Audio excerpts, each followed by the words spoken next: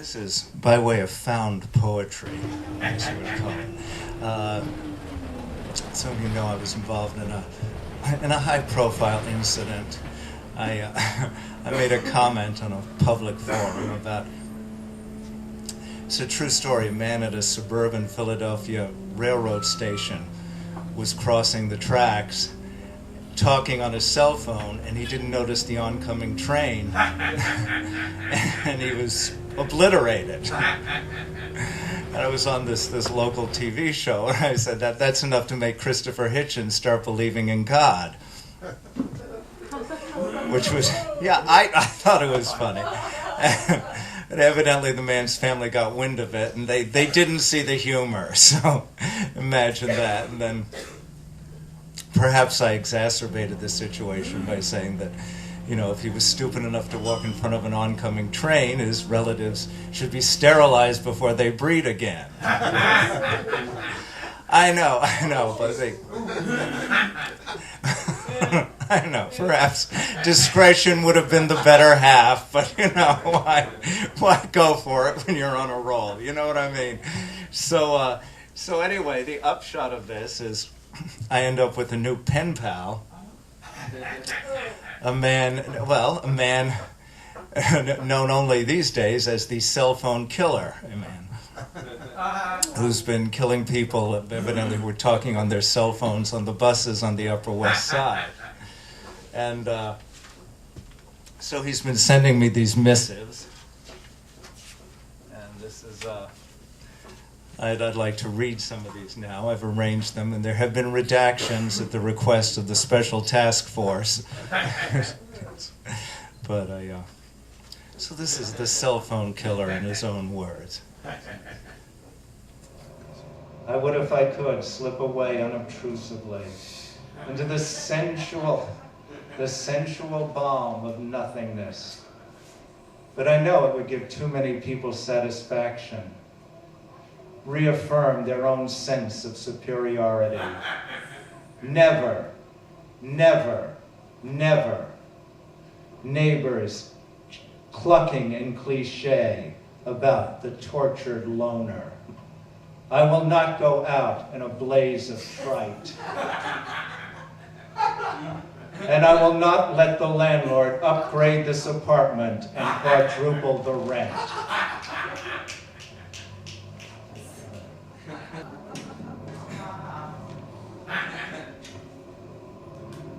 Vulgar disgorging of inanities, coarse in speech, whining nasalities, shouting hello, hello, shattering any hope of being alone with my own thoughts, slitting that chrysalis of privacy before the butterfly has emerged, so it will never fly.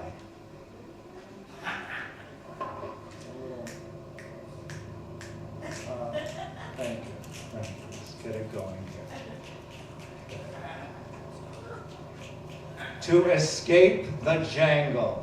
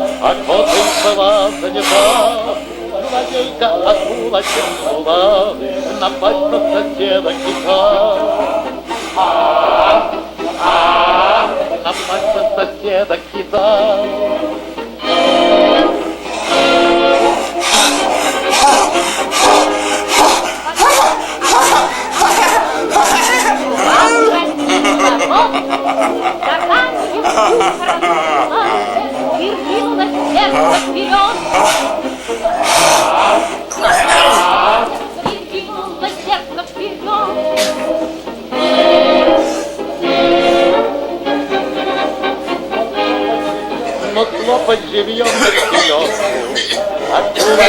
спать могла, не лезет в такую он глотку, для этого глотка мала.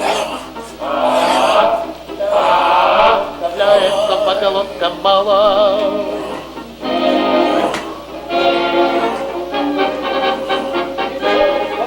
И том подавилась акула, и лопнув по швам утонула.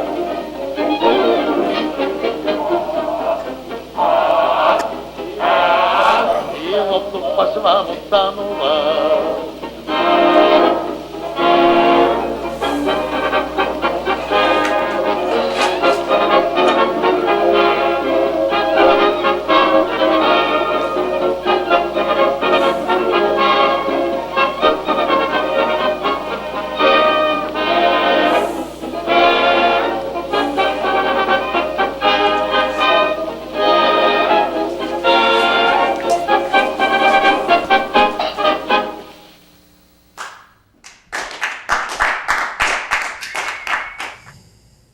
No, my endorphins only rush now when I see that look. That's the most amazing thing about killing another human being. That look. Surprise. Even wonder. They're past resistance and anger. Acceptance is complete, as if they've risen above their own bodies, observing with detached curiosity. Oh, this is how it ends. All the times I imagine my own deaths, I never thought it would be like this. A total stranger ramming my cell phone down my throat. They say the impresario Diaghilev was terrified of traveling over water because he had premonitions of death by drowning. And then he died by drowning. How sad. His own death held no surprise. Gide wrote, "Your dream of tomorrow is a delight, but tomorrow has a delight of its own. And nothing," here I paraphrase, "especially our own deaths, should be like the dream we have dreamt of it." I need that look. I need the gurgling as their life ebbs. I need the intimacy of murder.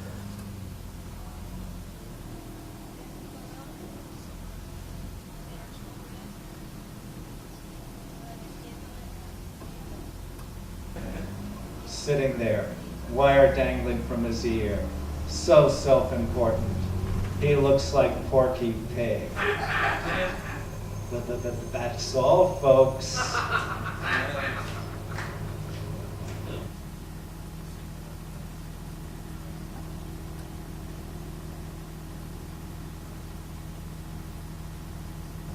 Number 7 Uptown. Enthroned on the back seat, in the middle of a Grand Shena with cell phone, is gay dancer in crisis. Fighting the tears, he proclaims, "I just want to feel like it's going somewhere. I just want to feel like it's going somewhere." Over and over.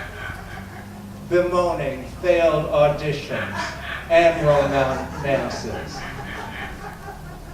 I am drawn into the theatricality of the scene.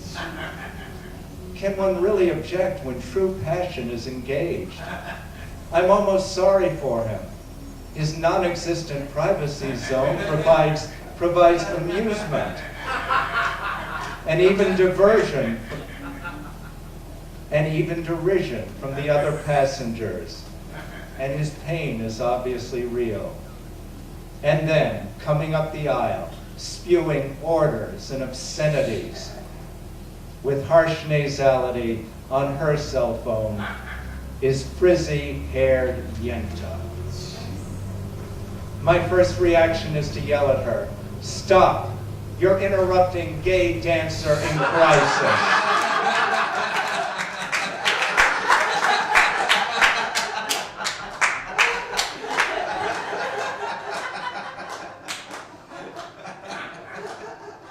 And that's when I realized that he had to die. So entertaining, even moving. He had almost caused me to enter a gray area, accept him as part of a sound mosaic, an urban polyphony. I had begun to relax and enjoy my own violation. But rape is not love. Frizzy-haired Yenta had brought me back to reality. She had saved me. Like the sadistic prison guard who reminds you every moment that you are his captive.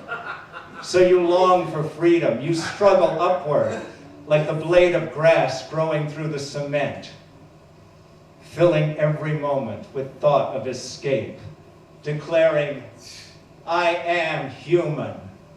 I deserve freedom.